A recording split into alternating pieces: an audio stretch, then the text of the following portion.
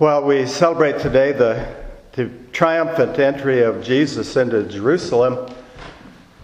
We know that we'll celebrate if you will, the sadder events that happened to him in Jerusalem later in the week. The Last Supper, where he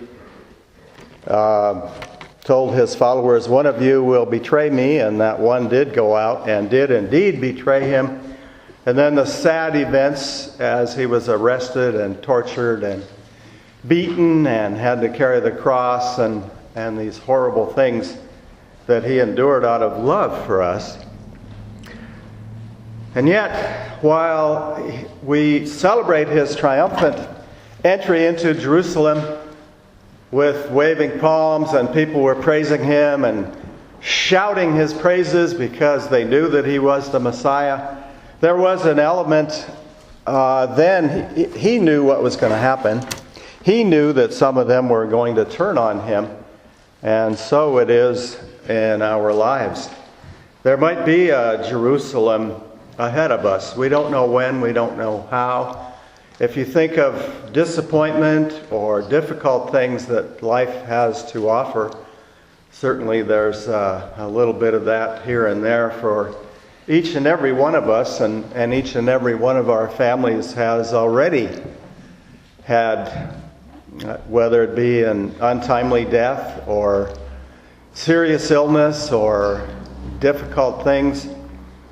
I always pray that these things would not happen to my family or yours, but they do. And it's what I would like to use as the theme today is Jerusalem is coming in our lives, but so is Easter.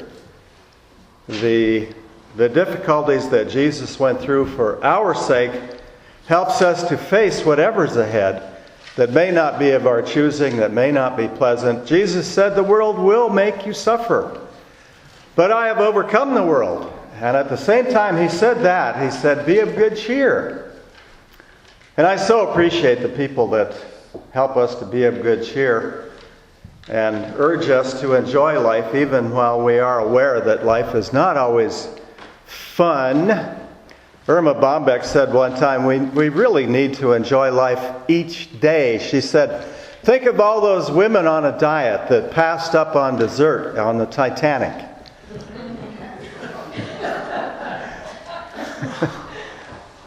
You just got to enjoy things as they come, and they may not come around again. Carolyn and Anna's story I read recently. It was a beautiful story about how what seems to be betrayal might turn out a lot better than you think. Carolyn had been married to Bill for 20 years, and his death was untimely, and she was very sad as she saw his casket being lowered into the ground. And she stood there with her stepdaughter, Anna. That was his daughter. But they had always had a very difficult relationship, and they were not on good terms. And out of the corner of her eye, she saw Anna just leave the cemetery without even saying goodbye. And Carolyn knew that this was probably going to be the last time she would see her, and that's what happened. Years went by, and they lived in different states, and she always prayed for Anna, and that was the last connection with Bill that she had. And she often thought, well, I'll never see her again. And then she began to pray, well, maybe I will. And she knew that Anna lived in Houston, Texas, and she happened to be passing through there one time. And so she called her, and Anna did not pick up.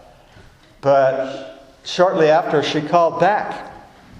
And Carolyn told her that she had missed her and that she loved her. And is there any chance we could get together? And Anna said, "Certainly, I've missed you too." And by now she had grown up more and matured.